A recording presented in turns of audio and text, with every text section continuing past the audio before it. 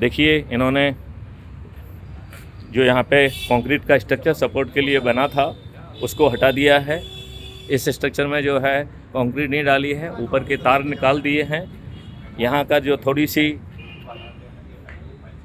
यहाँ की जो थोड़े सा सपोर्ट वाली मिट्टी थी उसको काट दिया है। मेरी बात करो। और देखिए, ये जो यहाँ पर जो तार दिख रहे हैं, इस पे यहाँ पे कंक्रीट डाली गई थी जिससे ये स्ट्रक्चर को सपोर्ट कर सकें। इन्होंने इसे रीइंफोर्स करने की बजाय तारों को बाहर निकाल दिया है।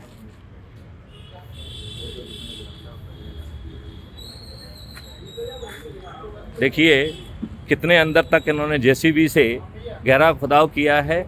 ये ऊपर जो दिख रहा है सड़क है, सड़क के नीचे इन्होंने काट दिया है। ये लगभग 12-18 फीट अंदर तक गए हैं। आज इन्होंने कटाव किया है और ये पूरी कार्रवाई की है।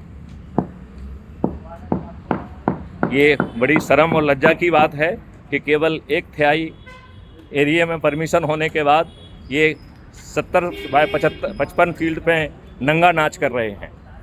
जो इन्होंने इंजीनियर से तय किया था, इनके इंजीनियर्स ने तय किया था कि वो जो है 3 मीटर तक हॉरिजॉन्टल लाइन को बिछाएंगे और इसके बाद उसमें सपोर्ट स्ट्रक्चर पैदा